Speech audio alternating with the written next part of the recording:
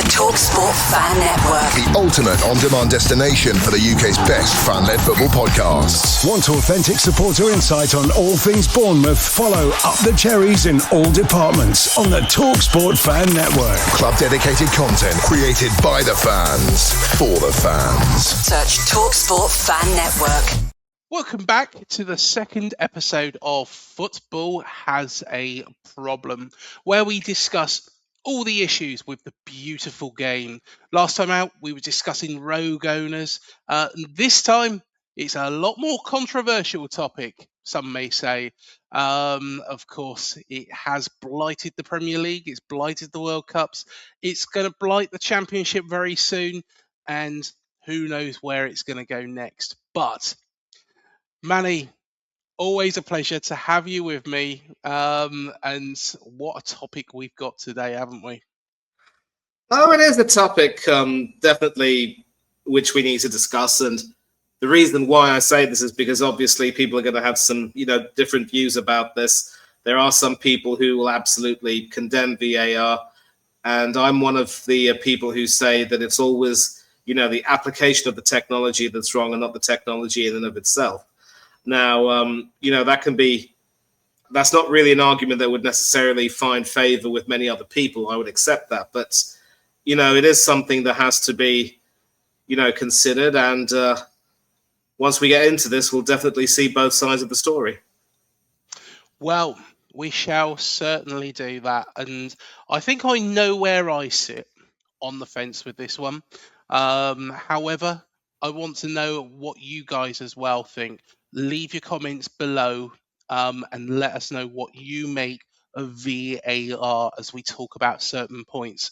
I've done quite a bit of research actually and to be honest, you don't have to go back that far with regards to the start of VAR and why it was implemented. It was created back in the early 2010s under the watchful eye of the Dutch FA, the KNVB. It was designed specifically to support the officials with clear and obvious errors. Hold that thought. That is a critical piece just there. And it was approved in 2018. It was designed to focus on goals, penalties, red cards, and mistaken identity. And it was trialled, of course, in 2016, made its major debut in the 2018 FIFA World Cup. So, of course, as I mentioned there, the early trials, the KNVB, which is the Dutch FA, tested the system in the Eredivisie, so the top flight of Dutch football. Later, they petitioned the IFAB for wider trials. The first official use was in 2016. The first match with VAR was a Dutch Cup game between Ajax and Willem II on September the 21st, 2016. Of course, those trials in those early days between 2012 and 2014 didn't actually affect the games. It was effectively trying to compare what the decision by VAR was against the on-field referee. So from what they actually assessed, it seemed to all marry up. Australia's A-League then joined the club with adopting it in 2017, and then the MLS, the Bundesliga in Germany, and Serie A in Italy then joined forces and it then become a bigger and bigger thing. There was a global adoption back in 2018. Of course, we mentioned the World Cup. Of course, it was implemented very successfully, actually. I'll say this for FIFA. In the 2018 FIFA World Cup in Russia, I think they did quite a good job there. And then, of course, the Premier League entered the fray for the 2019-20 season. Now, you might be thinking now, watching this, that VAR was actually started overseas in the Netherlands. Whilst the early trials were, the actual makers of VAR globally is a company actually based in Basingstoke in Hampshire. a company called Hawkeye Innovations, who, believe it or not, are part of the Sony family. So not just your Walkmans, your Discmans, your PlayStation 1, 2, 3, 4, and 5 were made by Sony, but also that very thing, VAR, when it pops up on the screen, Sony have got a bit to blame for it. So, yeah, Manny, that was the early days of VAR. Cast your mind back to when this started getting talked about. What did you think, and was your initial thought that refereeing standards needed VAR at that point? It was definitely, Craig, because if you take a look at another parallel sport, cricket, for instance, it started using the technology better known as the third umpire almost immediately. And that was because there was there were some even bigger controversies regarding some on-field decisions that were made by the umpires, which certain players absolutely despised. And for a long time, if you were a cricket fan, for instance, you'd go to these grounds, you'd end up having some decisions being made which weren't in your team's favor.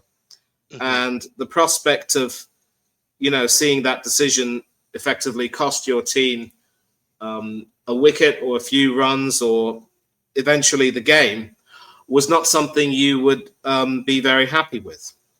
So in order to bring about that level of justice, they decided that they had to use technology, and they did it quite successfully. Now, the third umpire, mind you, had already been in use to determine things like run-outs or stumpings at the wicket-keeper's end, and so forth. But they ended up enhancing it even further by going for certain decisions where, if, for example, as a batsman or a batswoman, you are sort of in front of the wicket and the ball wraps you on the knee pad or lower, there's a way to determine whether or not you are out as a batsman, and certain specific parameters would have to be followed. And if those parameters were satisfied, then, the batsman wouldn't get a reprieve and would have to leave the field. And that's been applied very well with no complaints from anyone, because people can see, for example, that the earlier decision wasn't really done correctly. And when you apply those parameters, there is no room for controversy. So with such a thing being so successful in cricket, it was only a matter of time before the winter game for the UK would follow suit.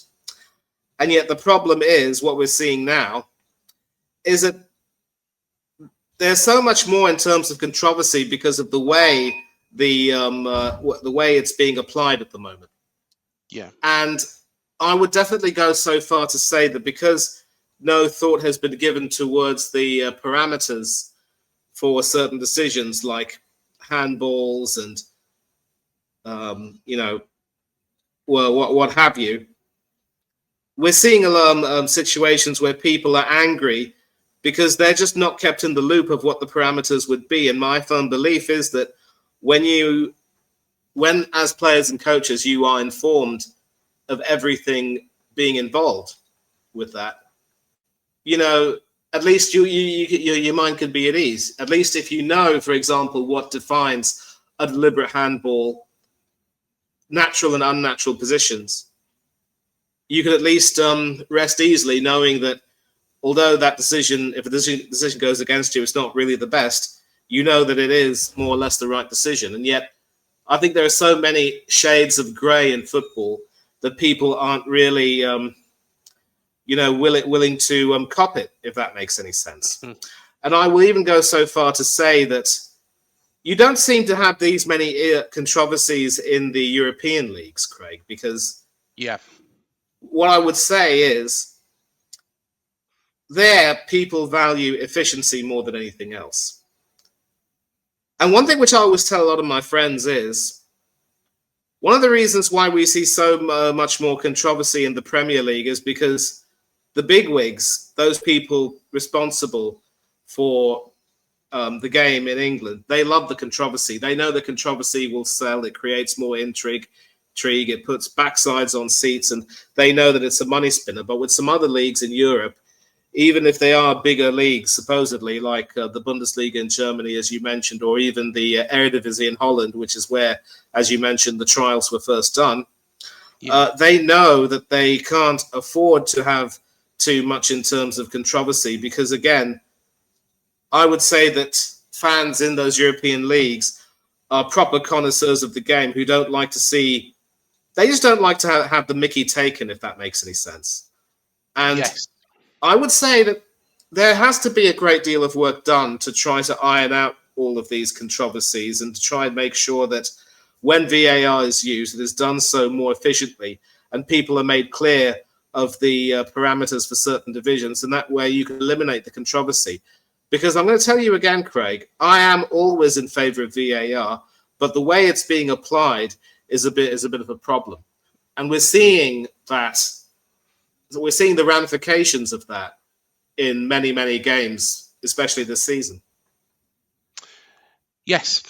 And actually, I want to segue back to a point that you made there at the start, because as you rightly said, cricket was one of the first sports that implemented this modern, or what was back then a future technology. It was a sport that, embraced it. And I think it's a sport that's really benefited from VAR. I'm just having a look at the Hawkeye website, and it pops up with, and in 20 years, and this organization has been going for over 20 years, Hawkeye Innovations, they have got themselves into a great place with a lot of sports. So the likes of Roland Garros, Wimbledon, the Australian Open, you name it, tennis is a big, big thing for them. Of course, cricket is also on there as well.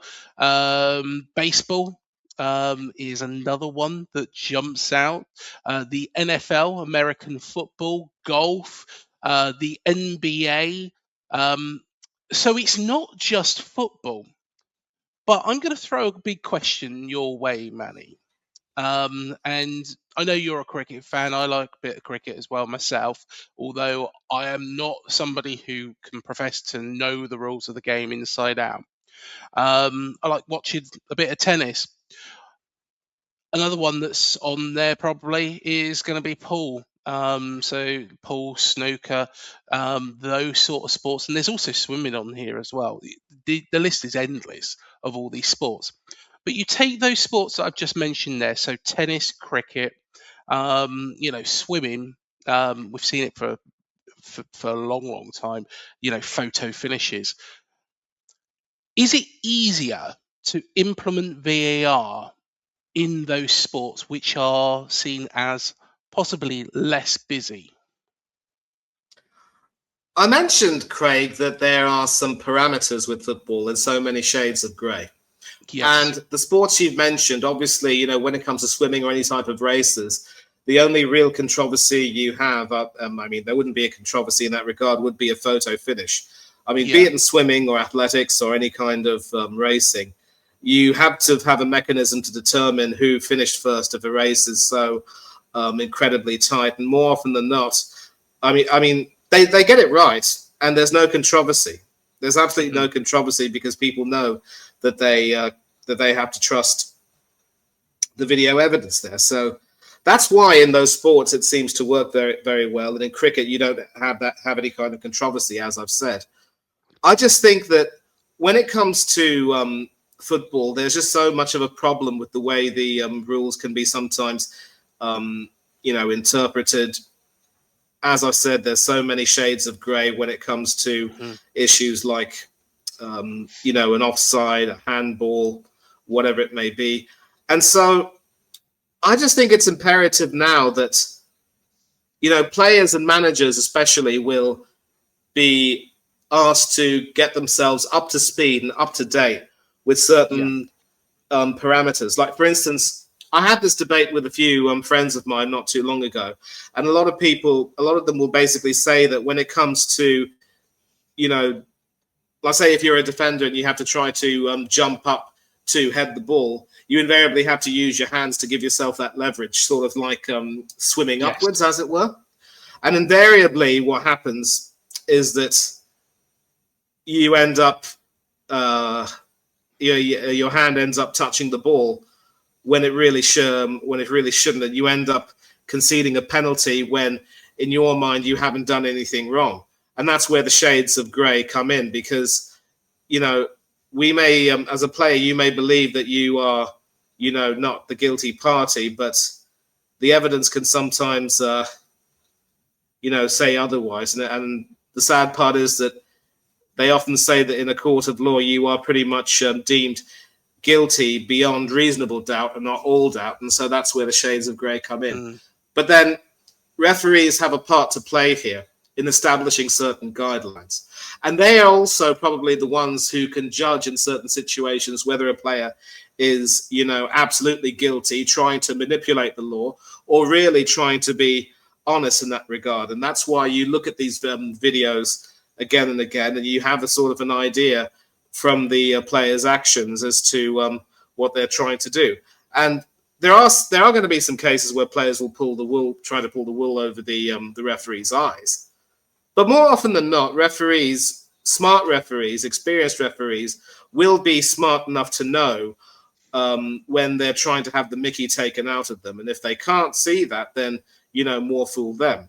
And sadly, though, because we've seen seen in the news many instances of certain other retrospective refereeing panels determining that certain decisions shouldn't have been made or should have been made. And one of the biggest headlines was that when Arsenal played Brighton at the Amex Stadium and Arsenal won 1-0, Brighton actually should have had a penalty awarded for a foul committed on one of their players by Arsenal's Gabriel Martinelli. So again, there's going to be this much controversy. And while it does, at least provide maybe some retrospective comfort to Brighton fans who realise that they actually played quite well and could have gotten something out of the game, at the end of the day, the result dictates that Brighton just weren't able to get anything, and Arsenal ended up winning. And so many Arsenal fans will say that's the way it goes. But then I can tell you that if that decision had gone against us, many of our fans would have been fit to be tied. So it's now up to the Premier League, and it's up to these refereeing bodies to decide, what do they want? What exactly are they trying to do? Do they want to be known as the body that just wants controversy, more backsides on seats, more money for subscriptions because people love the drama? Or do they want to be known as an efficient league, which ensures that everyone is more or less content with the way things are being done and there are no complaints? I mean, personally, I know what I would prefer. And yet we see, quite frankly, that some of these administrators just don't seem to care, because if they cared, I can tell you right now, all of these issues would be nipped in the bud. And you can just tell right now where the priorities of these administrators lie. And it's a damning indictment, but it has to be said. I don't think, though, and doing more investigation into this software, which I have been doing today, that is behind Hawkeye. I don't think, and it's a technology issue. The fact that it is a company that is backed by Sony, is a Sony-owned company, and Sony are one of the innovators, one of the biggest innovators in the world. They are a company which are a step ahead of most. They are in the elite category, and they're always doing things and trying to push themselves on. I don't think it's the technology which is an issue at all. I don't think the technology has a problem. Also, having a look at mistakes in the NFL. If you look for VAR mistakes in the NFL, so the American Football League, there is a lot less than what is in the Premier League. I did a search and compared the two. NFL, there's a couple of issues, but nothing drastic. Compare that to the Premier League. You throw a VAR controversies into YouTube and do that after watching this video because it's quite interesting. And there's 2 videos that come up for the 2024-25 season alone. Manny, here's another question for you. We see on VAR, we see on the TV screens lines being drawn, and they're trying to pick if a toenail has gone over or the smallest tip of a finger of a player. And then they're making the decision based on that. Have we gone too ridiculous? I know that Arsène Wenger was talking about this as well. And he was talking about how it needs to be a little bit more lenient and a little bit more focused on certain aspects. But at this current state, I think that it is beyond ridiculous. If a player's tip of their finger is just offside, you can't tell me that that's going to affect a football match. Wonderful question there. And I'm really glad you brought Le Professeur in, Lord Yes. Lovin, great manager for Arsenal when he came in, but sadly he stayed with us for a little bit too long, and then he had to leave.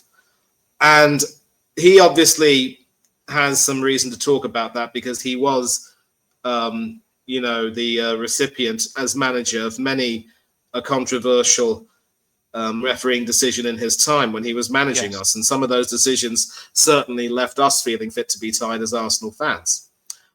And I would say more than anything else that there is a lot of merit in making sure that, players don't really get that much in terms of an advantage. But again, this is where the question of parameters come in.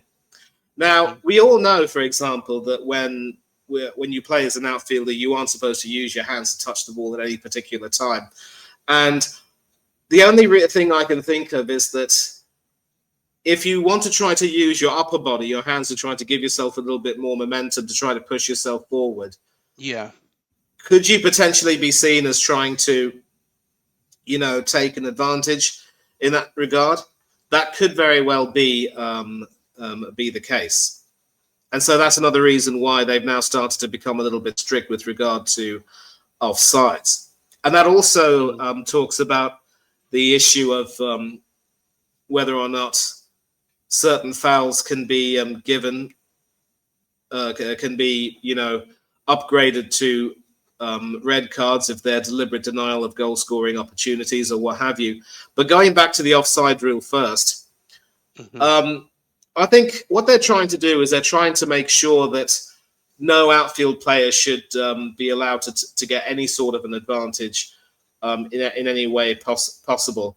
And if that would mean making sure that certain body parts cannot be seen to have gone over the line, then so be it.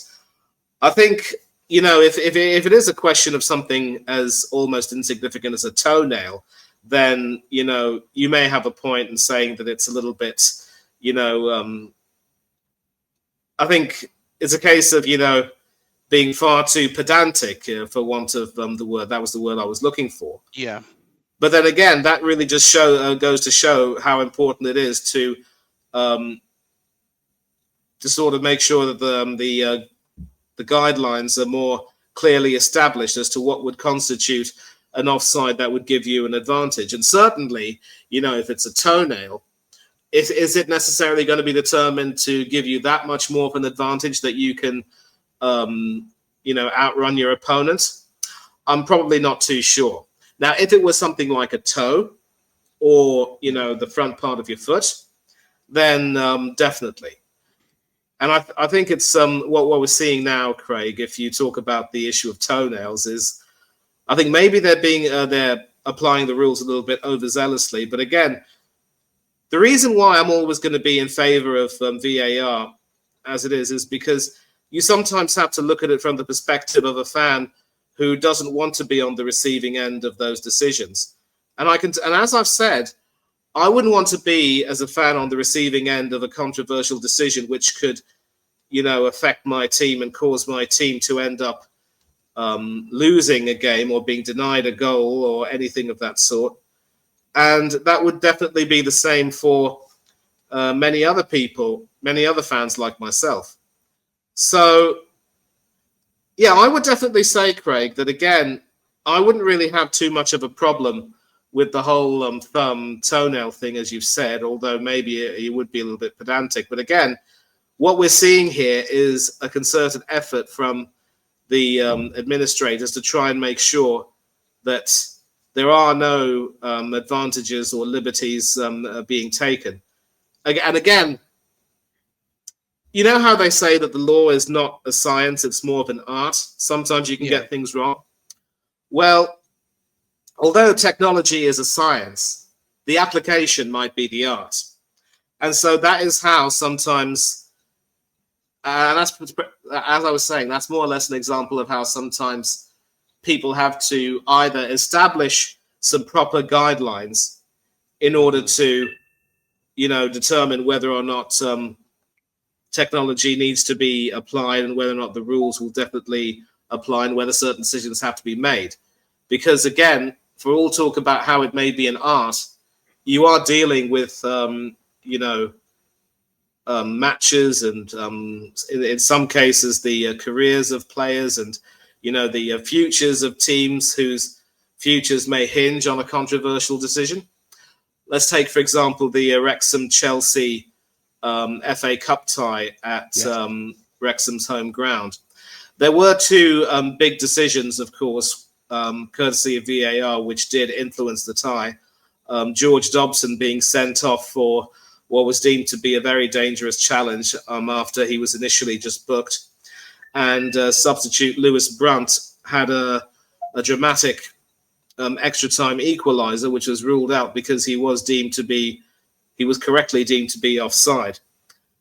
Now, again, people are going to have their own opinions as to whether or not those decisions were the correct ones. I would say that as long as those decisions were correctly applied, then, you've got to give VAR the benefit of doubt. But there are some complaints about consistency and whether or not they're being, applied fairly and whether certain teams are, benefiting from, an oversight or not.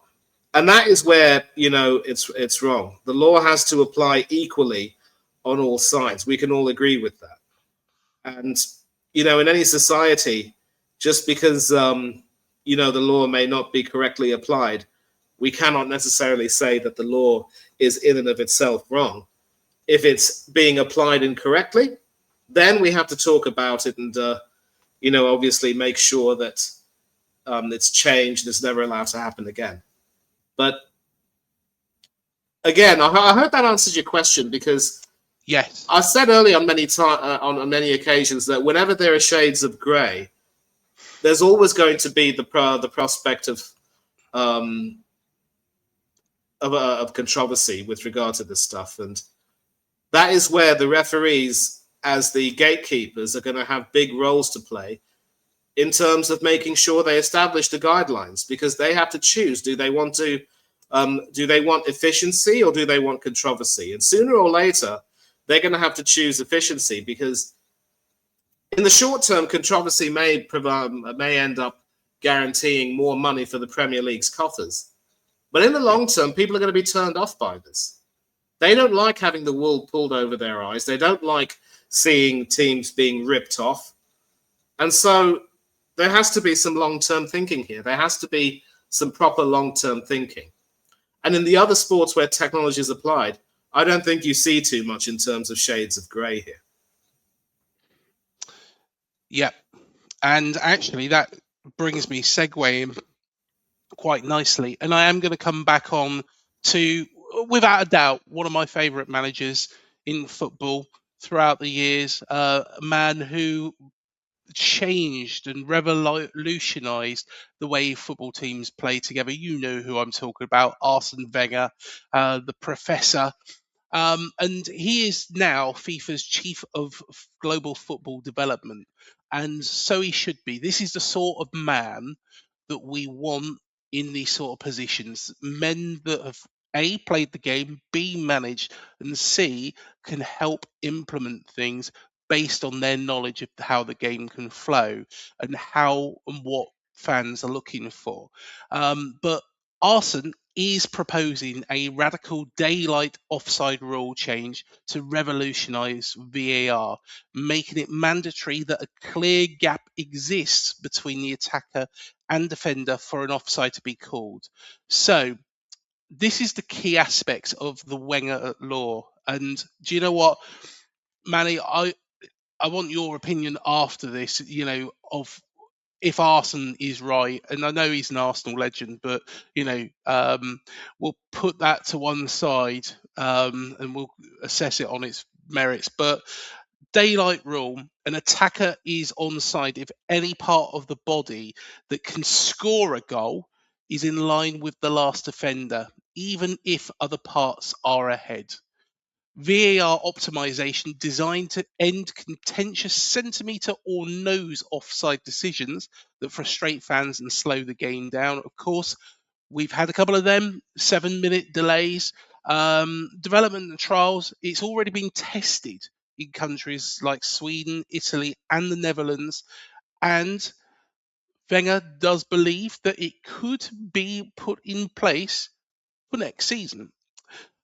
Now, Manny, I want you to go first. Is Arsene right with changing this rule to make it clearer, quicker, and less contentious when these decisions are called? That is, a brilliant question, the £1 million question. And I'm just reading about that right now, I would say. And obviously, you've got to consider that Arsène Wenger, as a manager, was always one who enjoyed playing brilliant attacking football. Okay, and yes, he was sort of an antithesis to the George Graham style. And obviously, George was a wonderful manager in his time, but we were always famous for the 1-0 to the Arsenal chant that was there back in the day. And it's only natural that Wenger, with his penchant for more attacking football, would want to see the strikers being given more of an advantage. And, it's a little bit like how in cricket, the benefit of doubt when it comes to closer decisions prior to, DRS and the technology would always go to the batsman. And that means that as a bowler, you'd sort of have to work a little bit harder to earn your wicket. And I suppose what he's saying is that it just means that defenders have to be a little bit more spot on with regard to how they go about their business. And in a way, I think what it would mean is that defenses, like defensive managers, for instance, would not want to see their defenders playing such a high line, because we're seeing it, for example, with many teams, especially the likes of Aston Villa under Unai Emery. They play a high line very frequently, and more often than not, they get it spot on. But there will come a moment in the big game where one of their defenders goes to sleep and invariably plays an attacker onside, and they end up conceding a goal. So when you have this sort of rule that Le Professeur is proposing, it means that defenders now are going to have to make sure that they cannot afford to sleep, and coaches cannot ask their defenders to play that much of a high line. Could it potentially mean that we might have to see the return of the sweeper, which is very popular in the late 80s and early 90s, especially with the likes of Lothar Matthäus and even Paul Parker playing that role and Mark Wright, of course, playing that role for England in the World Cup? It could potentially be. But I think, again, for instance, with certain attackers being so fleet of foot these days, with the game being played a lot faster, you end up having a situation where, strikers will end up taking advantage of that, and just, you'll end up with a lot more goal scoring opportunities, and in fact goals, and maybe the game will be a little bit more open. But the problem is, I think fans, as much as they enjoy seeing goals, would you potentially be happy with seeing more and more goals being scored in a game because you enjoy attacking football that much? You wouldn't want to see things be a little bit more one-sided in that regard. And so that's another reason why I think, as much as it might sound good, that proposal from Arsène, invariably will end up leading to a situation where defenders are now going to have to be even under more pressure to literally think on their feet and make sure that they're switched on. And don't get me wrong, I mean, that is a good thing, because as a defender, you've got to be switched on all the time. But if you make it even more difficult for defenders to do their job mentally as well as physically, I mean, that can have some pretty, damaging ramifications as well. You'll end up seeing a lot more games with up to 5 or 6 goals. And in some ways, that can be a good thing, but you want to see even contests between attack and defense. So if you give the attacker a little bit more of an advantage, I'm not too sure that would necessarily be the way to go. And mind you, back in the 90s, if you remember, they actually did away with the back pass rule because they wanted to cut down on time wasting. And they certainly didn't want to give the defense and the goalkeepers too much more of an advantage. And I think the Euros in 92 was I think that was the last tournament where the back pass rule was used, because from then on, they had to apply the rule in future major tournaments going forward, and goalkeepers and defenders had to adapt to that. So my issue is, it's a nicely thought idea, but again, if it gives the attackers too much of an advantage, I wouldn't necessarily be in favour of that. You've got to keep an even balance between, attack and defence, and if you don't do that, that just wouldn't be fair, I think. Well, I'll tell you what, let's talk about time, and a bit of an interesting point, because it does cover AFC Bournemouth now. I want you to cast your mind back to our 3-0 defeat at Turf Moor back in 2020. Now, this was the game where AFC Bournemouth took the lead, and it was ruled out by VAR because it struck Billings' arm. Burnley went 1-0 up. Mate Vidra then scored. And then we thought we equalised through Harry Wilson. And there was a moment of 3 minutes between a Burnley attack and then that ball hitting the back of the net. Now, Adam Smith was adjudged to actually have touched the ball with his hand in the penalty area, but the game continued for 3 whole minutes. And then, of course, Harry Wilson has gone up the other end and scored for us. We thought we'd equalised. The place erupted. We went mad.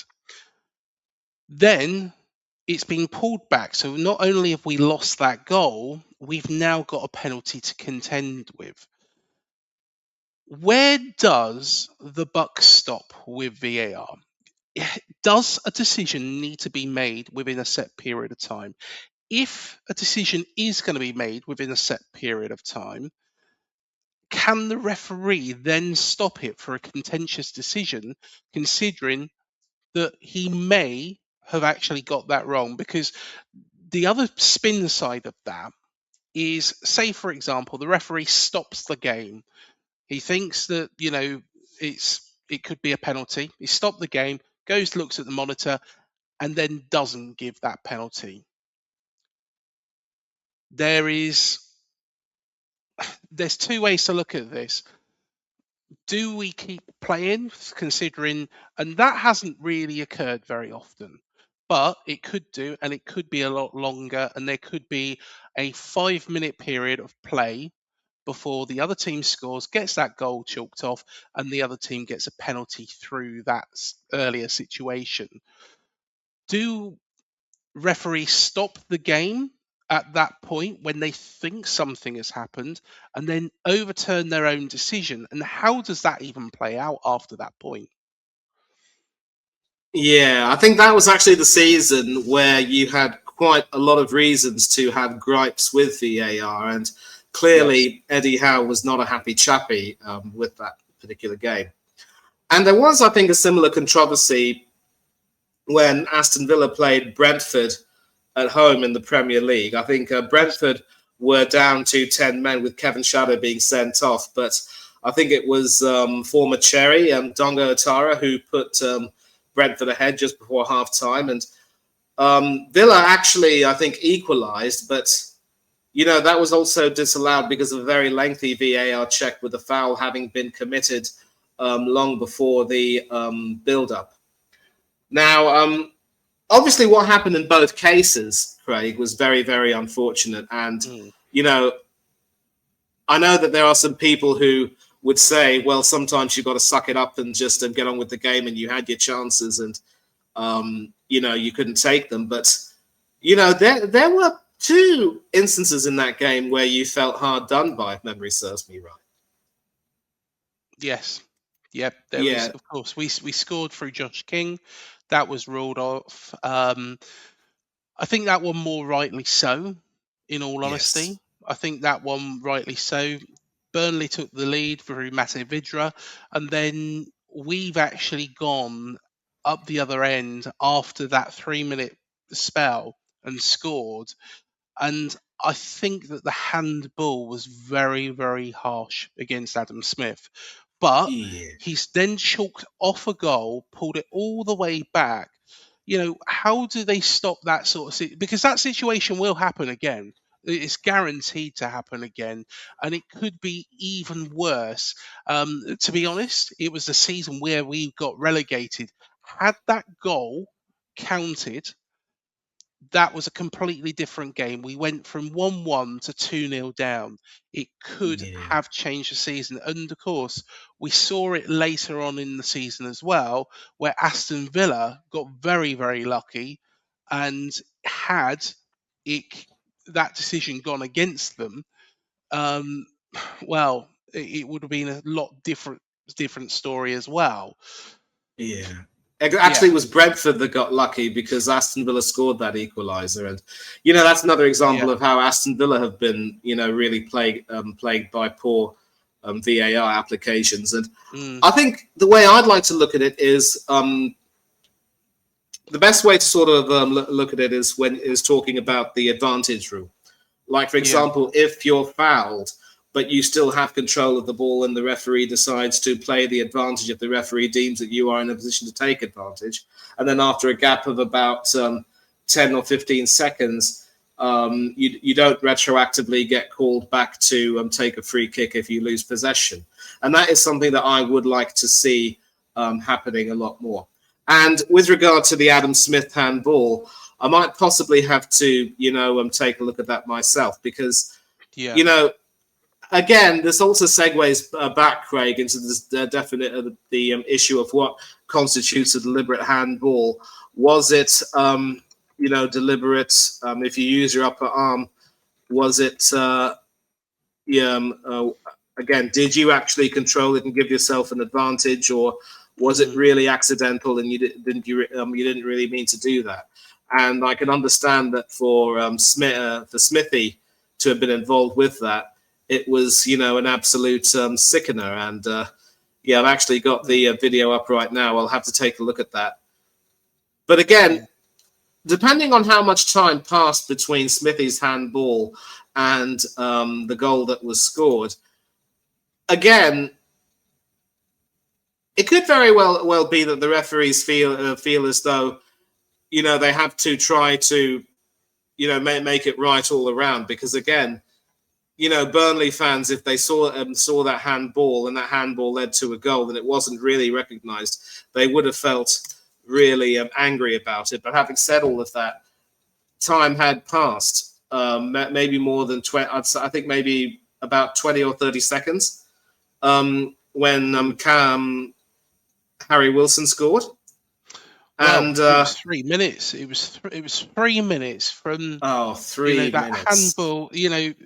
Adam Smith's handballed it. In our own box.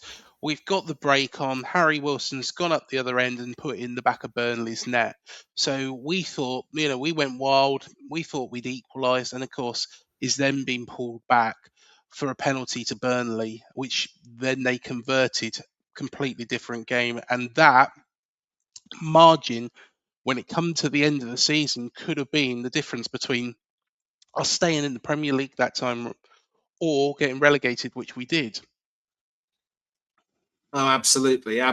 And especially with regard to an earlier disallowed goal, Eddie was quite adamant that it hit his shoulder. And I've actually got the thing right now. I just saw it hit Smithy's arm. I don't think he was aiming to try to get an advantage with that. But again, it was... Again, it goes back to the whole guideline of whether it was in an unnatural position or not. It was, quite far away from his body. And then I think we're going to see the replay of that in slow motion. And I think what we're seeing right here is that the referee spots the handball and then goes straight to the other area. And clearly, Adam Smith looks, just so distraught by that. I get that he obviously didn't want to see Burnley suffer the injustice of being denied a penalty, but having said all of that, with so much time having been passed, again, you've got to apply some common sense here, and pulling it all the way back and having that sort of retroactive justice. It may sound good in theory, but then are you going to do that for each and every game? And are you really willing to run the risk of making things that drawn out?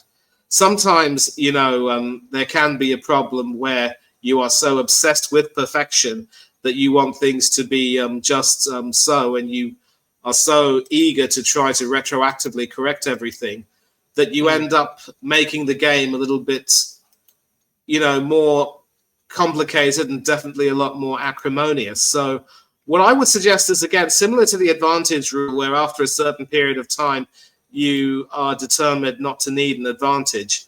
I'd like to think that after a certain period of time, you can't just go back and completely,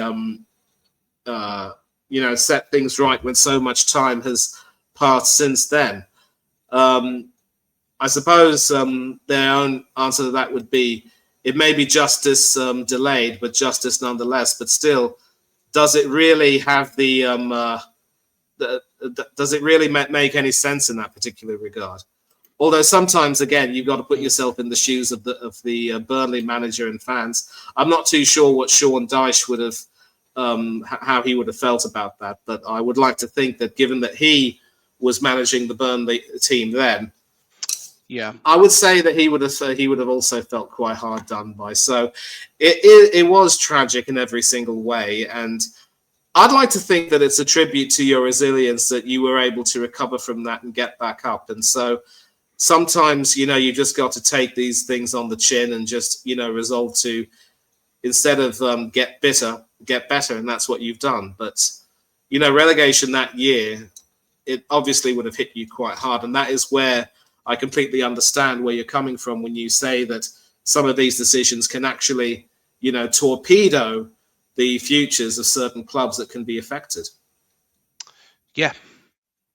And this is the biggest gripe, is you've mentioned there, that people are looking for perfection.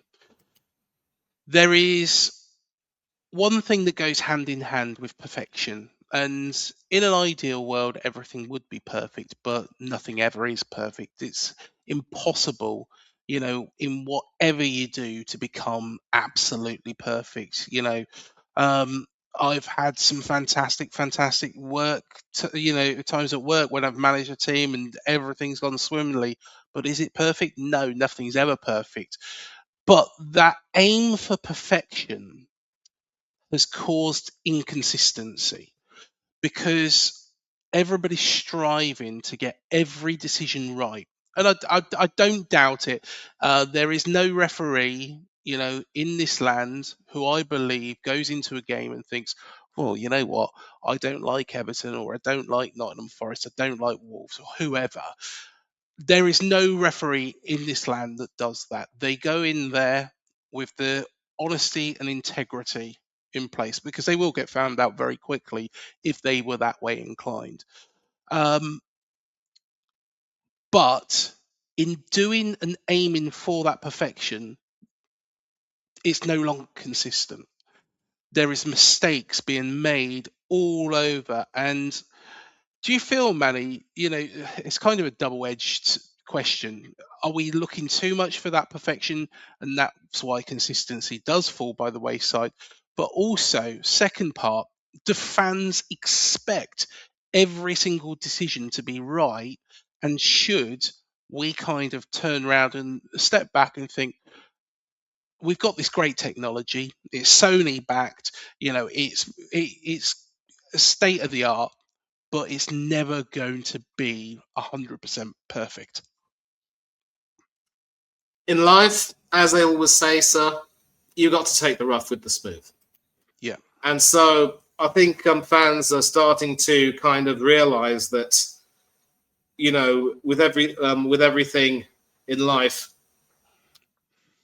you're never going to achieve true perfection. But again, the issue is, are you willing to get rid of enough imperfection to make it a little bit more palatable in that regard?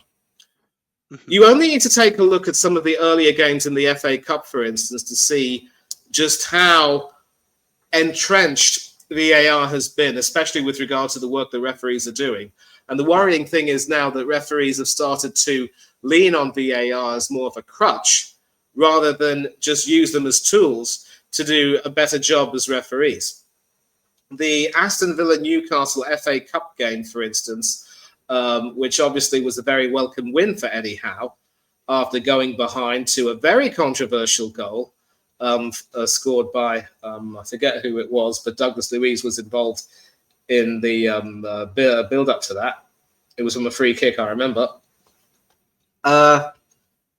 There were also some other offside decisions that weren't properly given, and the game just ended up becoming almost unpalatable in so many ways. And it was just a reminder of how, without VAR, referees just seem to end up making even more mistakes. And had VAR been, used,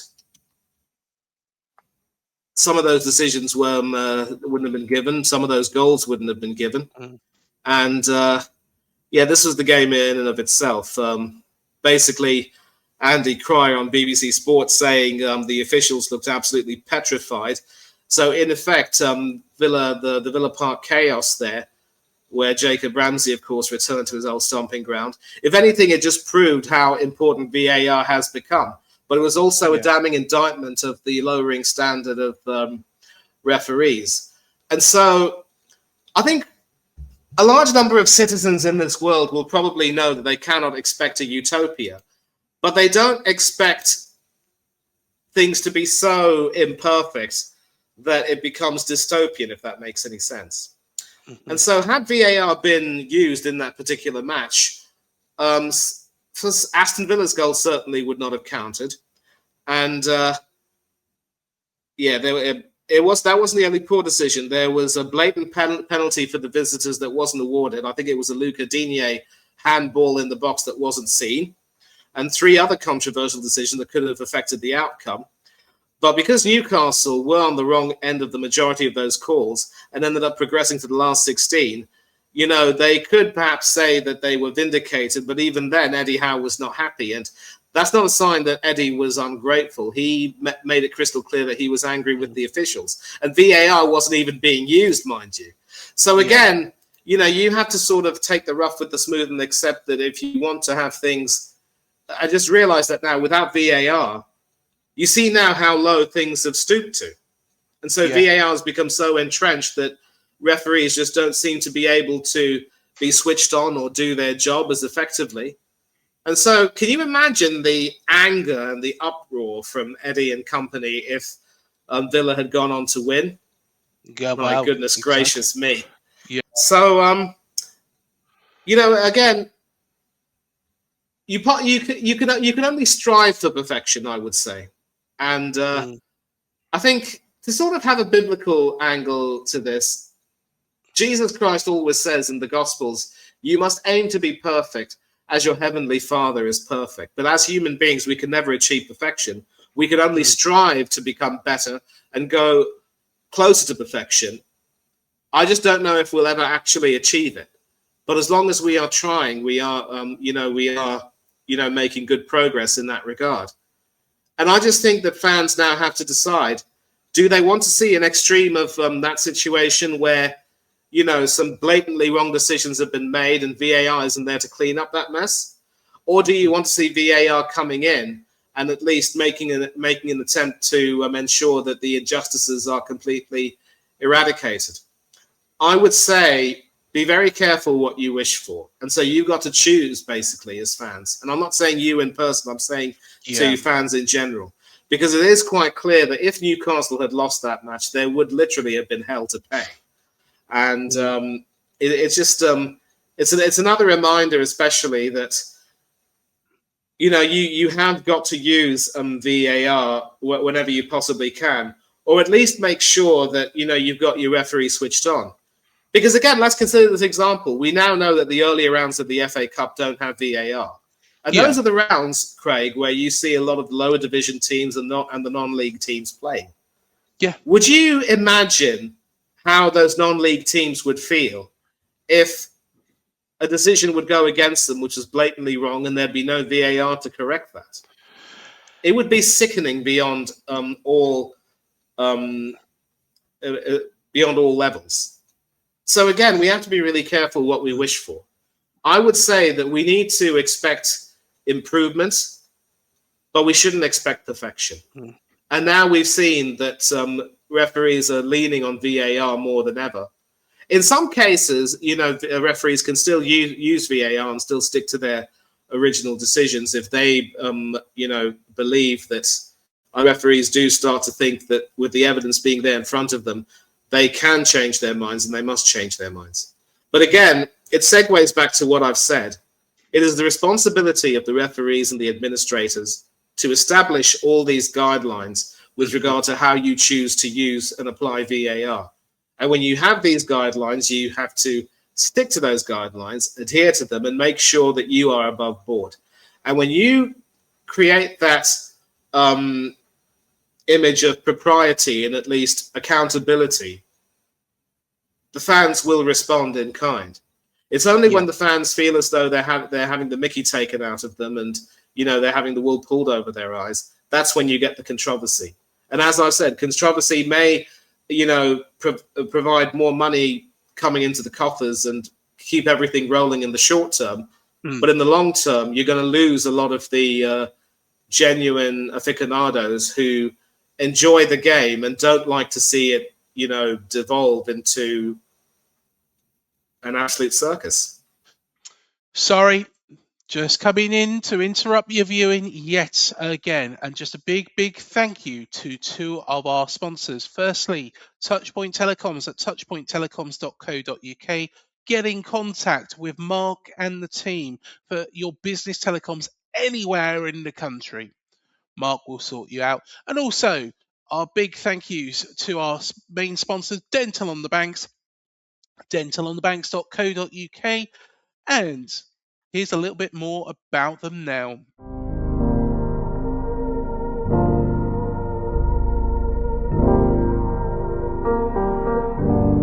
I should be like you, Mel.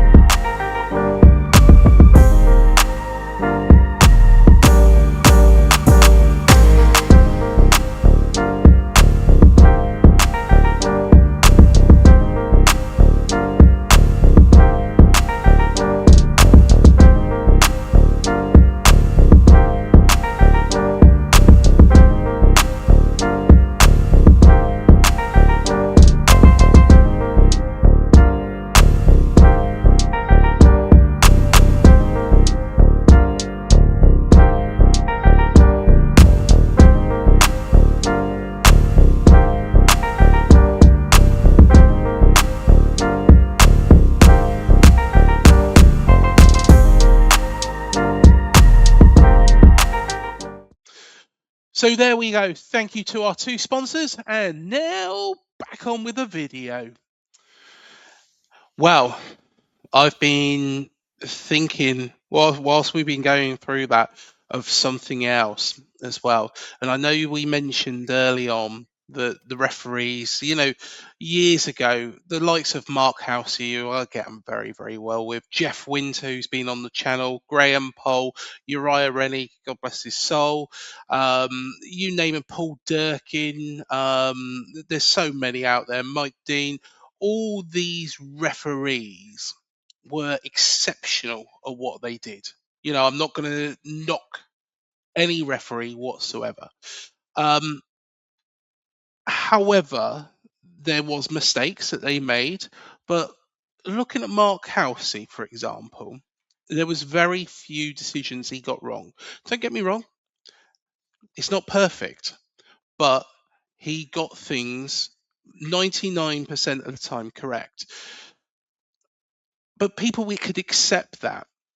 With these referees nowadays, do you think, and I've asked before about, so I'm not going to ask the same question as we asked back in the cherry picking, I think probably about a couple of years ago now, Manny, whether or not refereeing standards have got worse. But what I'm going to ask you now is, back then, the game was simpler. If you have a look at an FA rule book from nowadays, and I was quite alarmed when I looked at it and actually saw it's about that size between my two hands there. It's a lot bigger. Are we overcomplicating things with VAR? Is the rules of football just overcomplicating it? That is a fine question. In many ways, you could say that, yes, we are starting to over-elaborate things and really overthink things.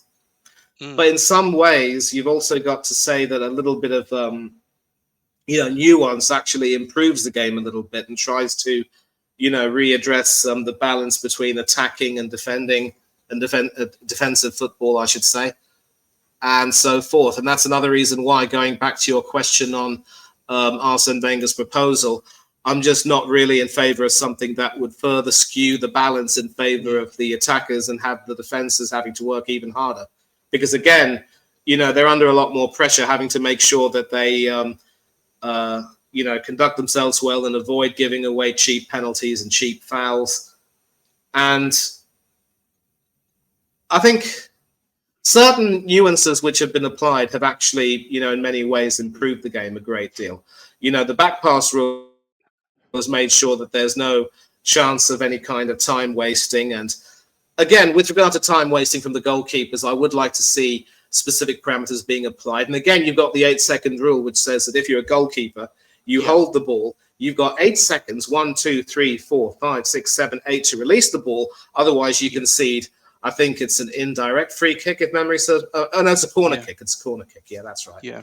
So again, certain rules which have been applied and certain nuances have actually helped the game get a little bit better. But maybe in some aspects there is a little bit of overcomplication. And that is where, again, the administrators and the referees are going to have to sit down and talk about a lot of these issues, because they can't not be receiving feedback from fans and other commentators and other stakeholders about the way the game is going at present. I suppose in many ways, as we as society evolves and grows and becomes a lot more cognizant about so many, other facets and shades of grey, as you would say, it is a little bit necessary to try to address all of that and try to make sure that you are a lot more encompassing. Where, we can fail sometimes is where we try to do a little bit too much too soon. Instead of trying to, it's like, let's say, if you're a chef in a restaurant, like an Italian restaurant, you only make your pasta dishes or your signature dishes to order. You don't make them in mass quantities, only as they are ordered. So in the same way, you have a certain situation where if you find bugs in the system, you check the bug then and there itself and you try to solve it. You can't think too far ahead and in the process end up, tripping up over yourself, if that makes any sense. So maybe there is a little bit of overcomplication. I do like the way you put it. I think we probably might just have to go a little bit slow in terms of making sure that we address certain issues and try and overcome some of them. And in some cases, the administrators have done a good job, but in other cases, I think they've just proven to be a little bit trigger happy. It has to be said. And then you've also got to remember that the fans also. They want to see honesty, transparency, accountability, and they just don't like, as I've said, and I keep saying this repeatedly, I do apologize, I sound like a broken record. They don't like having the mickey taken out of them, and they don't like having the wool pulled over their eyes.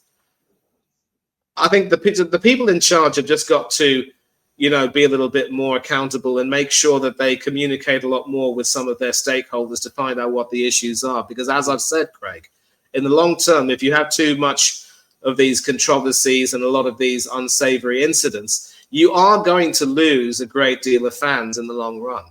And that's not really a good thing.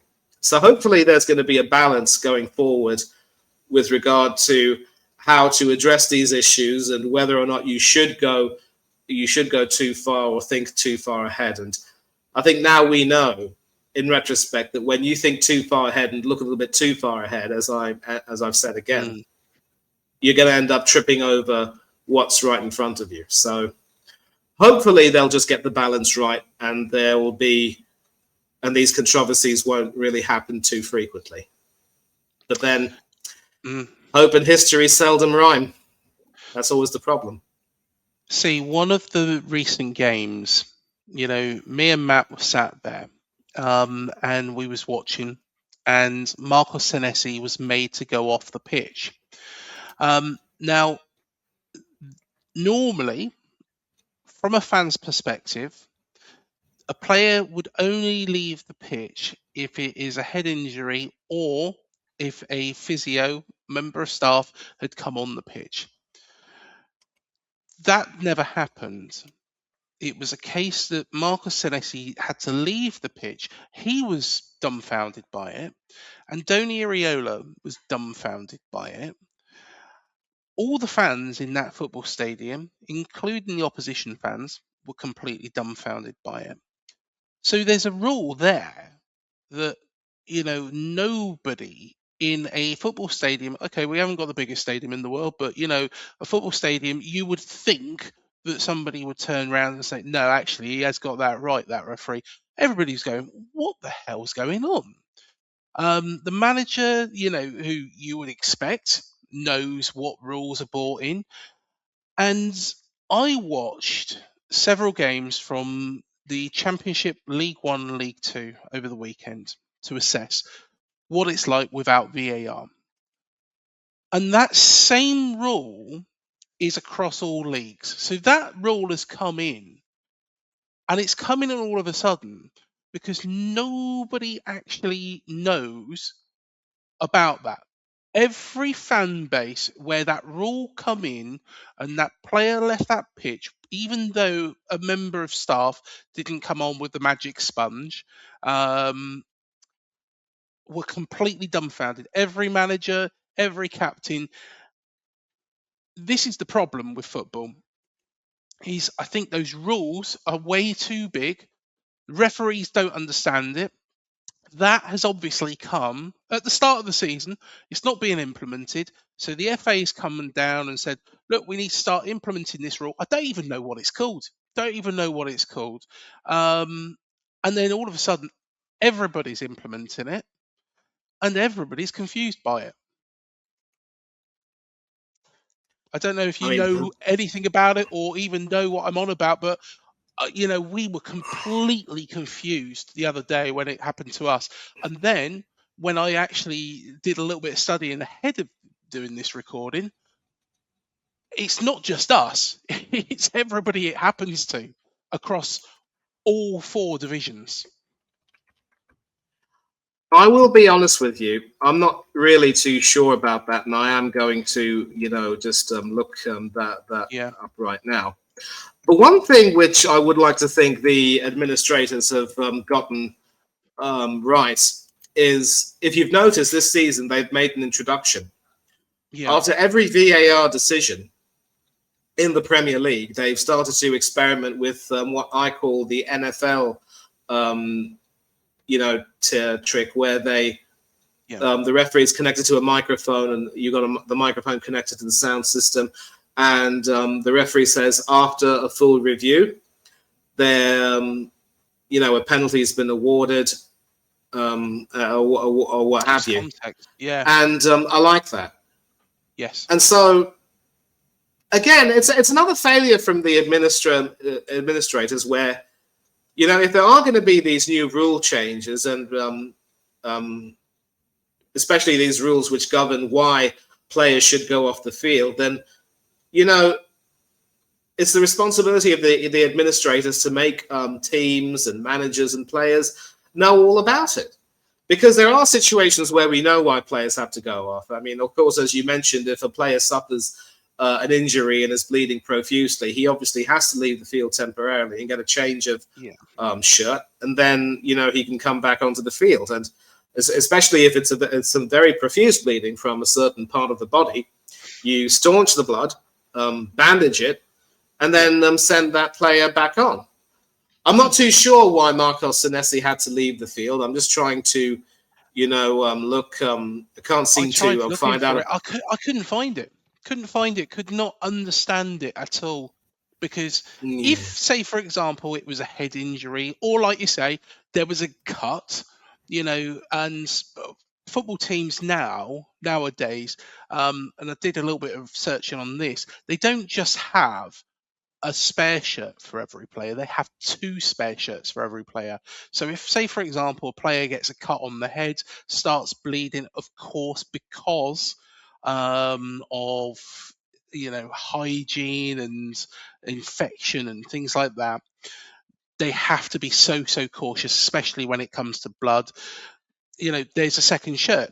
If that shirt then gets cut, or there's a cut and there's blood on that shirt, there's a third shirt as well. So every player has got their first shirt and 2 spares on there. Now, I could understand if that happens, or if there's a bandage needed, or if it's a head injury and some player could be concussed, which was the same old rule where a player would leave the pitch for a head injury to make sure that they're okay to restart. That makes sense. But, when a player is down on the ground and then gets up to their feet and then is sent off from the pitch to then be called back on, I just can't understand it. And this hasn't been communicated to fans. And, I'm not surprised you can't find it. Because I couldn't find it. It's a rule which nobody understands. And then again, more's a pity because, every single team and manager and player has to be, kept aware and cognizant of these rules. And, it's poor from the administrators again. The fish always rots from the head down. And, if the administrators aren't serious about making sure that the coaches and the players and the teams are up to speed with any kind of rule changes and so forth, then that falls on them because they're the ones who are supposed to be stewarding the game. And if you see more of these controversies due to inefficiency, sooner or later you're going to have some problems. I can't think of any instance in the big European leagues where, this sort of controversy has been allowed to rumble on for too long because, especially in Germany, for instance, they pride themselves on their efficiency. We all know that. You wouldn't hear of this nonsense taking place. So again, it boils down, Craig, to whether or not the administrators are really serious about, providing a product where everyone can enjoy. And I think, we can sort of come to a consensus here where you don't need to be seen to be doing everything perfectly, but you just have to make a sincere effort to make sure that you are accountable and transparent and really putting, the game and the fans and the teams first. And if you're not, if you're just concerned about, controversy and drama and intrigue and more money coming into your coffers, sooner or later, people should start seeing through that. And I think the only way that these administrators are going to get a clue is by having situations where players actually end up, not players, my bad, where fans start boycotting games en masse. And yet, as we see with the proposed protests by Tottenham Hotspur against their own board, you don't really seem to have many people who are determined to, really go that far. For the Super League, the protests were amazing, mind you. Yes. So there has to be something similar for this.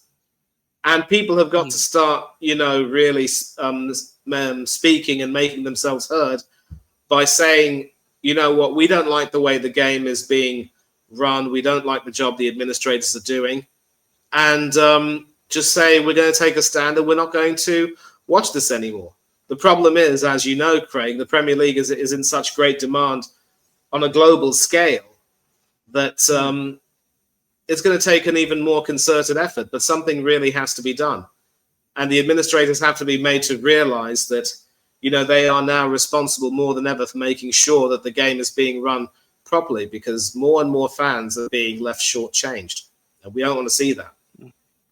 I think our national league, or the Premier League, our key product could actually be diminished by this considerably on the world stage. Yes, it is the product that everybody wants at the moment, but too much of this, it will go downhill. And going back, and I know you've mentioned a couple of times that fans abroad will not take it. I don't think fans in this country would take it, to be honest, Manny. But Exactly. if we go back to the World Cup in Russia in 2018,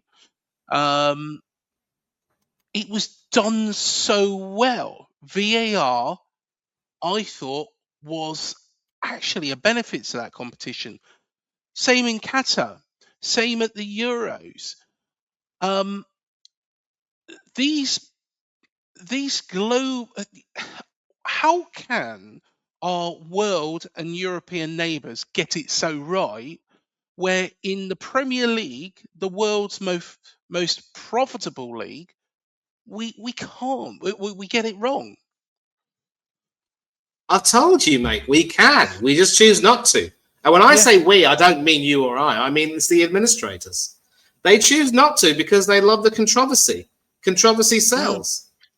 Now, with the World Cup, of course, that is really being played to a global audience, and there are even bigger ramifications about decisions that can be wrong. I mean, obviously, you think of the 1966 World Cup final where Jeff Hurst's second goal in his hat trick should not have stood, and I think I can definitely say that had VAR, goal line technology, been around at that time, it would have determined that Hurst's shot hit the bar, bounced on the line, but not completely over it, with Tilkovsky beaten, and the goal wouldn't have stood. But thankfully for England, Tofik Bakramov, Don't World Cup from us. As I said, thankfully Tofik Bakramov, Lord rest his soul, saw things differently and awarded the goal, and Gottfried Dienstern also agreed with his linesman, and the rest is history. And of course, there was a controversial moment near the end of normal time where I believe at the time there was a German handball in the lead up to Wolfgang Weber's equaliser. I was proved wrong then. So I think on a global scale, when you have these major tournaments like the World Cup or the Euros or what have you, you're talking about entire nations. So the fallout will be even bigger. And it hurts me to say this, but let's not forget, in certain Latin American countries, winning and losing is literally a matter of life and death. And I don't want to go into specifics about one particular example, but you'll know what I'm talking about. Yeah. So that increases the pressure on the gatekeepers there, FIFA, to get things right. And, I don't want to talk about FIFA at all in lieu of everything that's going on recently. But when it comes to technology and VAR, they got it spot on because they know that the eyes of the world are on them. Yeah. When it comes to the Premier League, it's the eyes of the UK and, to an extent, some more global audiences, although not necessarily completely worldwide. And so it's a question of whether or not they want to have efficiency or controversy, as I keep saying. And that's really what it boils down to. And I think many of my friends, and especially some players, some fans who've followed the game for even longer than I have, or even longer than I've been alive, will agree with me there. If the administrators decide to become more efficient and just cut out this nonsense, we wouldn't see this much controversy. I only hope they'll start to change, though. Yes. Well, I just want to touch upon the Championship, League One, League Two referees, because I think it's a matter of time before it goes to the Championship first, then across the whole of the English pyramid. When I was watching these games, I was also observing what these referees were doing. And in my opinion, and fans of these leagues or teams in these leagues may see it differently. In the Premier League, I think that the quality of refereeing has decreased. I thought that in the Championship, we would see referees that are very, very good, that maybe, will get their heads swayed and they will be nervous to make a decision in the Premier League. It's not what I saw. What I saw was the standard getting progressively worse from the Championship, League One, League Two. I expected, because these Championship referees had to make the call, that those Championship referees might actually even surpass the Premier League referees, who have got this effectively a system with them. It's a refereeing problem. And another big question here, Manny. We've spoken about Arsène Wenger. And I think he's doing a cracking job. I think what he's saying is making sense. He's really telling it from a fans, a players, and a manager's perspective.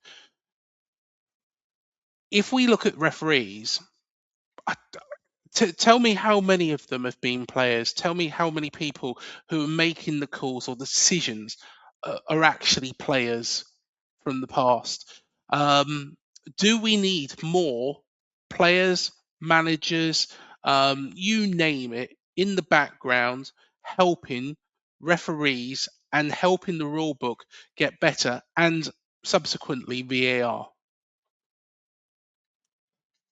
I'm not too sure that having players become referees themselves would necessarily be the answer, because that, especially if you have certain players who weren't exactly shrinking violets or angels on the pitch themselves, it would be a perfect case of poachers turned gamekeepers, to coin that phrase. Yes. What I would like to see is more ex-players being involved behind the scenes, working with VAR and giving their feedback on how the rules are being applied. And that is one thing where I completely agree with you there, mate. It's important that players from all eras, and as many eras as possible if they're still alive, give something back to the game, if not via coaching because the opportunities are less, then certainly, in this particular sphere, as, people who can assist with the running of the game and the application of certain technologies, that is where certain players would have a role to play. They can talk about their own experiences as players and how things were back in the day and how they see the game and so forth. I think the reason, though, is that we know some of these administrators wouldn't be eager to have players coming in, because they know that the players would call their bluff, because players are also fans in a sense. They enjoy watching games, especially if some of these former players are pundits. They become even more louder and animated than some of the fans in the terraces, mind you. I get my Premier League feed over here through the Premier League channel. Yes. Basically, my provider works with the Premier League channel to provide global coverage all around the world, and I get it here. And at half time, I also see footage of some of these pundits reacting to goals, either positively or negatively. But then some of these players, ex-players, if they are a part of the administrative setup, the main bigwigs will know that these players will probably call them out a little bit, and that's probably another reason why I don't know if it'll happen. It should happen. It definitely should. But I just don't know if it will. Invariably, of course, you have situations where, in addition to Arsène Wenger, you have someone like Ange Postecoglou, who is now, of course, working with FIFA. I would like to see him back in management again, especially after seeing that brilliant interview of his on the overlap for 2 successive ones. I mean, that guy's a breath of fresh air. I really love listening to him. And when his football comes off, it is absolutely a joy to watch. The only problem is, injuries have not been his best friend, but he won a trophy. And shame on Spurs for sacking him. But anyway, you have situations, as I've said, where some of these former managers are now on FIFA technical committees and obviously providing their input.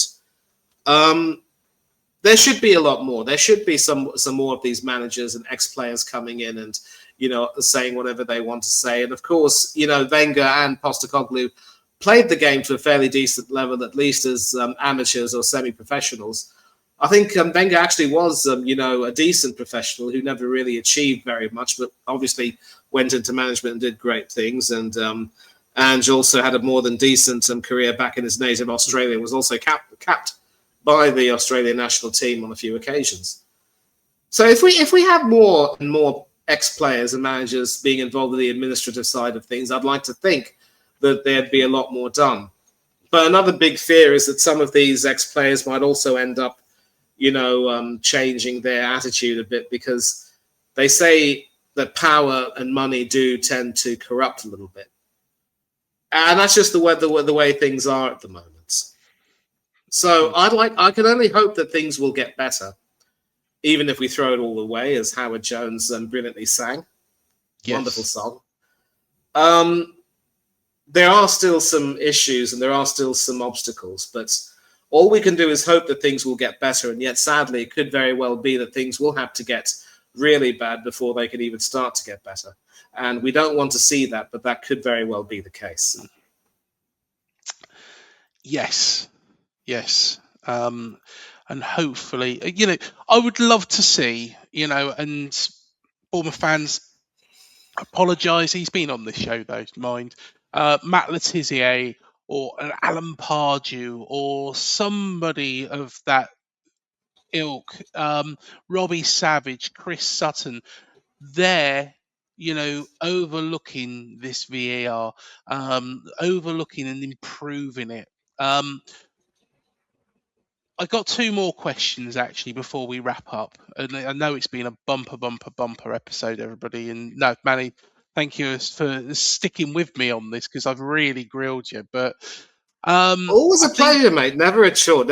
Always a pleasure. I've enjoyed this, and I will, try and get some of my friends to watch this back and offer some of their feedback too. Yes, most definitely. You have to. But I think the first one for me is with regards to injury times. We are seeing, and you remember, me and you will remember, back in the 90s, injury time was 3 minutes at the end of a game, because a player was down for a little bit. The physio come on with the magic sponge, gave him a little bit of the magic sponge. They got back up, and then went and took on Billy Jones again. Nowadays, injury time can be 12. I believe one was even 15 minutes. Injury time being 15 minutes, in my honest opinion, is absolutely ridiculous. It's like an extra time. How do we compensate for this? Do we stop the clock? Does VAR decisions have to be quicker? In all honesty, they have to be quicker in my mind, and I'm sure you agree with that. But how do we stop these 15 minutes? Because you look at Gillette Soccer Saturday, and normally the actual results used to come in, and Jeff Selling was normally reading them out, and you'd go to Chris Kamara. Chris Kamara will be by the end of his game, and then you'd go to Mark McAdam. Mark McAdam was by the end of his game. It all kind of coincided. Nowadays, you couldn't actually do football pools, because the football pause would be 15 minutes after everybody else has finished. How do we stop that? Because I think it's ridiculous. I like the idea of stopping the clock, because I remember, obviously, when I was living in Florida studying at university, I used to watch a lot of soccer games for my university. Yeah. And what they would do is, whenever there was a stoppage, the clock would stop. No ifs, no buts, no walnuts. Yes. And it would stop for whatever would happen to be dealt with, be it an injury or, a card being dished out, and so on and so forth. Now, mind you, of course, unless a game would be televised, and even then, I don't think they wouldn't have VAR. And I don't even think if collegiate games are televised, they'd have VAR. Yeah. Only certain collegiate games would be televised for NCAA Division I schools, because they're the ones who have more of the money, and they can pretty much they're the ones who get the press coverage and everything. But I don't think they have VAR. But they stop the clock, and then when play starts, the clock starts again. And so on that system, play ends on sharp 45 minutes. No ifs, no buts, no walnuts. The only problem is, if something were to happen, like a goal would be scored just after the buzzer, the goal would be disallowed. Yeah. And so according to the rules, that would be the way to go. But again, that would really take away a great deal of the intrigue and the drama. And obviously, certain fans would feel hard done by. I think there was actually an instance in from Euro 2016, I think, in one of the knockout stages. I believe France were playing Iceland, if memory serves me right. Yeah, that was the tournament where Iceland knocked England out. And I think it's fair to say that a large number of English mothers probably decided against shopping at Iceland for quite some time after that. I'm sorry, I had to do that. It would have been better if we were playing Asda or Tesco's, wasn't it? Tesco, definitely. Tesco, yeah. I mean, Asda isn't bad, but Tesco is definitely not my cup of tea, Nah. And even if they were to offer me tea, I'd say no, thank you. But France were playing Iceland, and I think there was an instance where, with France already being 5-2 up, Karim Benzema had the ball in the net after the referee had blown his whistle for the end of time added on. Now, if it had been 2-2, I don't know if the referee would have blown his whistle. And there was also another instance in the 2019 Champions League semi-final second leg between Ajax Amsterdam and Tottenham Hotspur. Lucas Moura's hat-trick goal was actually clocked at 5 minutes and 1 second after, 5 minutes and 1 second of stoppage time after the 90 minutes. And, that had sort of been played. But again, they take into consideration the stoppages within stoppage time and so forth. And that's another reason why, Craig, that referees always have two watches on their hands. So I think what they do is one watch will pretty much, be programmed to stop at 45 minutes, and the other one will be stopped and then restarted again with regard to, the time that's necessary. And so they sort of corroborate everything, and that's sort of how they do it.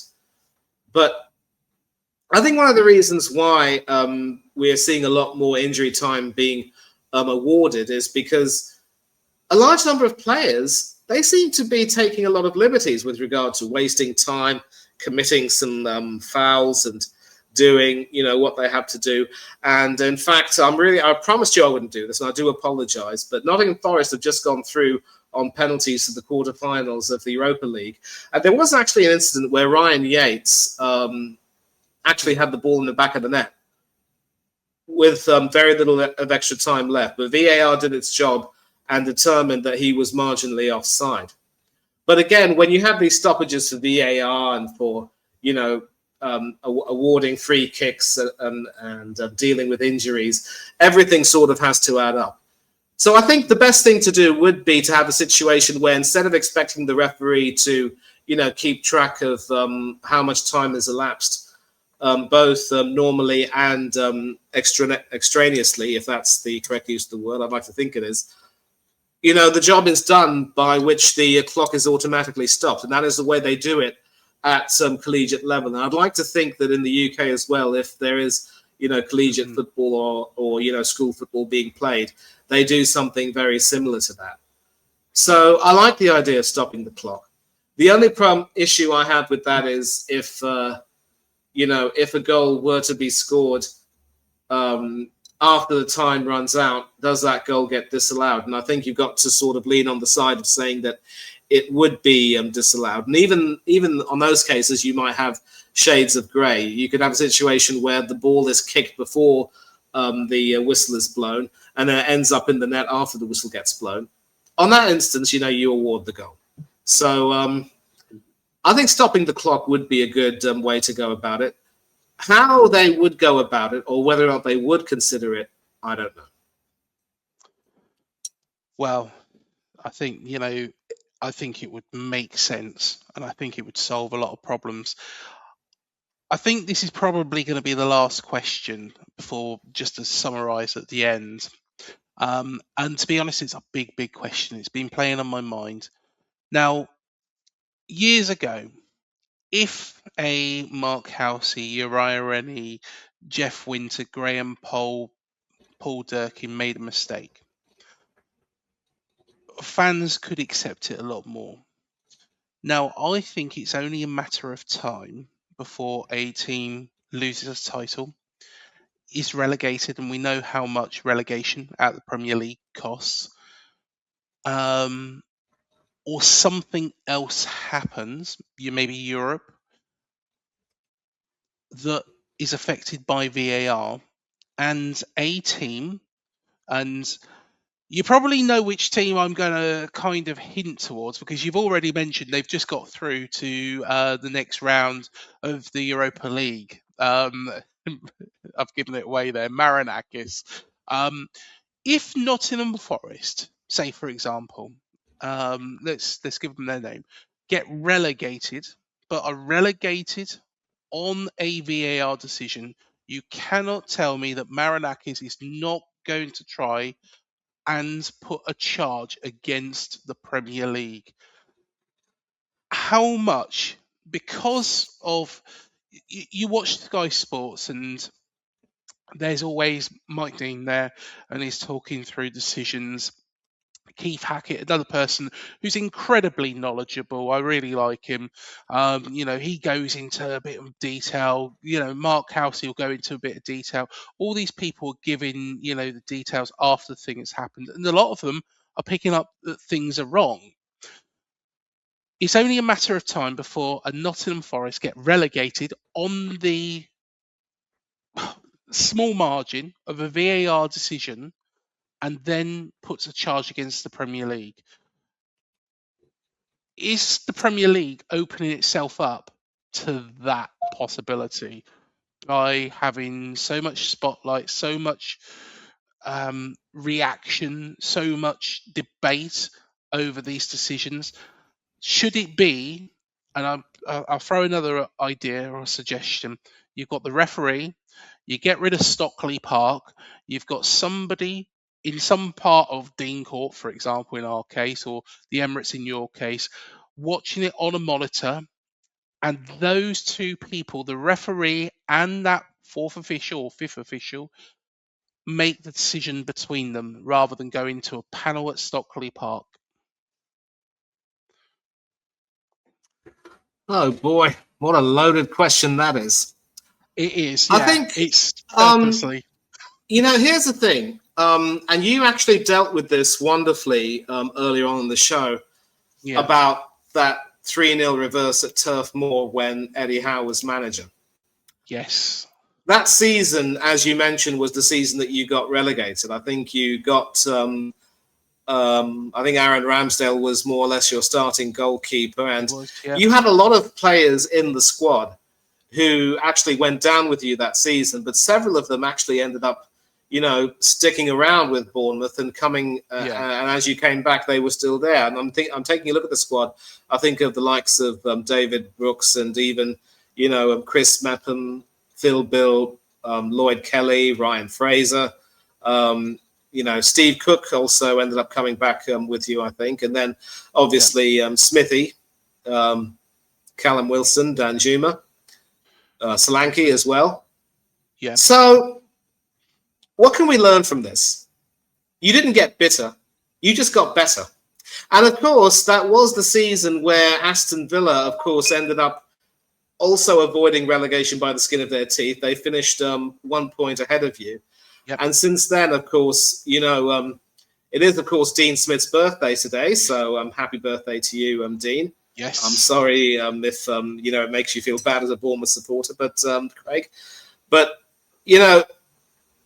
it's always those fine margins more than anything else, really. And it was tragic what happened to you. And, of course, Watford and Norwich City also joined you back in the Championship.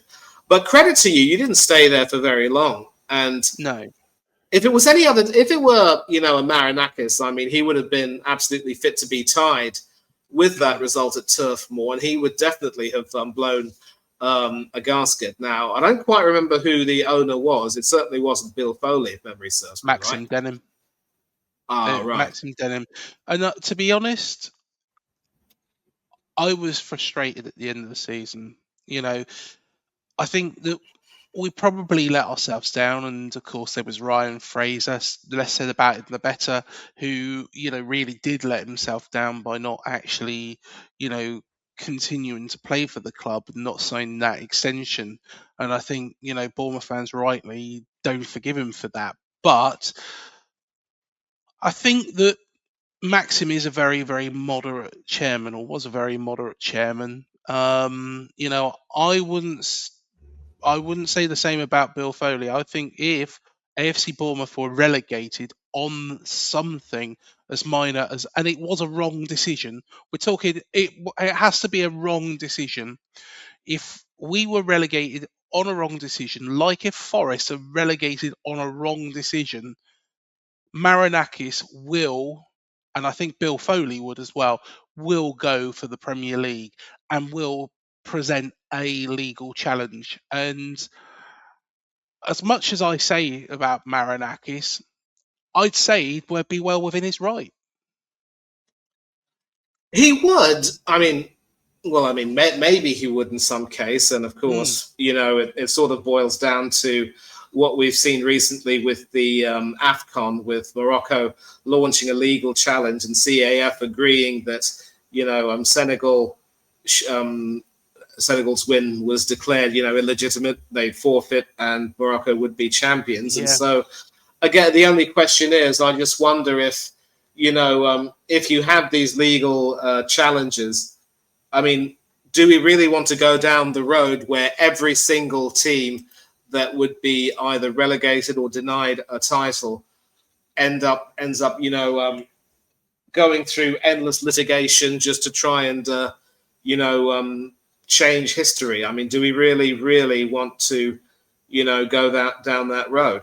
And that's why I cite your example, because obviously, you lot got relegated in 2020, but, you started the process of fighting back hard. And I think the following season, you finished 6th in the championships and you got to the playoffs. And then the following season in 22, you were promoted and you finished 2 points behind champions Fulham. And then, of course, when it came to the playoffs, Nottingham Forest beat, I think it was Huddersfield Town in the final to join you. That was when Steve Cooper was manager. And I think Marinakis was still, was in fact the owner of Forest then, if memory serves me right. Yeah. So I would definitely go so far to say that, if you were able to take that disappointment in your stride and come back even harder, there's no reason why other clubs shouldn't follow that example. Now, I will say right now that you shouldn't have had to, feel as though you had no choice but to keep moving forward.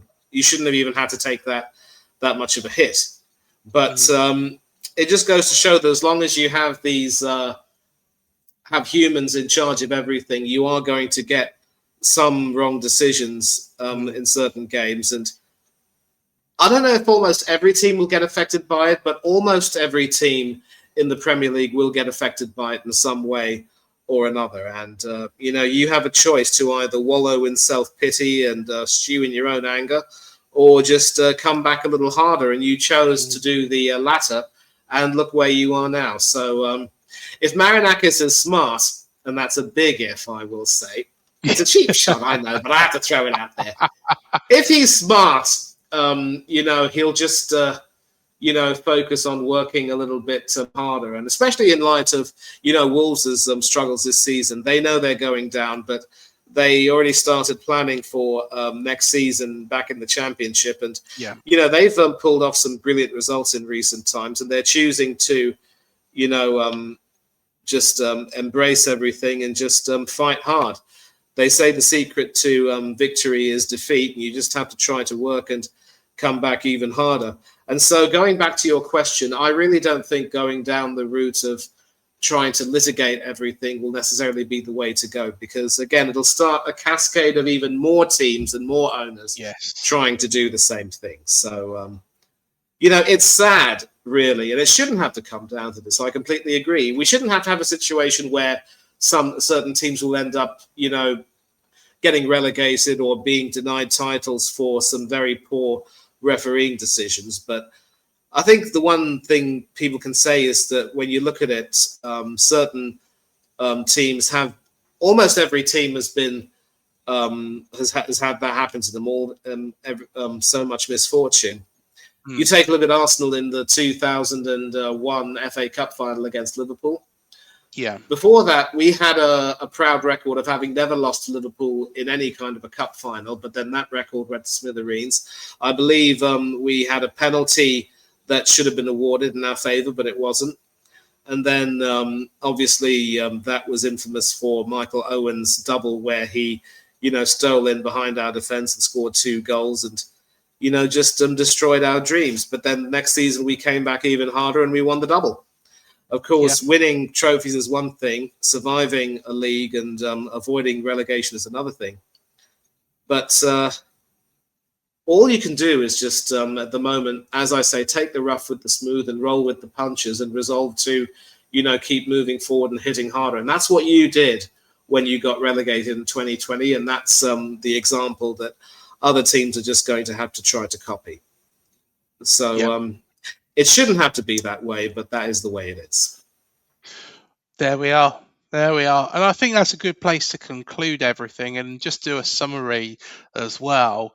I honestly think tonight, and hopefully somebody from the FA will actually watch this, because I think what we've brought up is general concerns from fans, from managers, from players, and also some ideas as well of how to improve the beautiful game.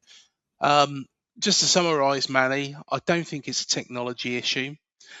I don't think it's a human issue, so to speak. I think there is an expectation from the fans around the country and further afield that every decision needs to be spot on. So that's probably unrealistic. But there is definitely, and this is the big part, there's an implementation issue. The people at the top managing VAR are not doing it to its full potential. The technology's there, the human beings, you can't tell me that there's a referee that wants a certain team to win, that they're going to referee in that game. I don't believe that at all.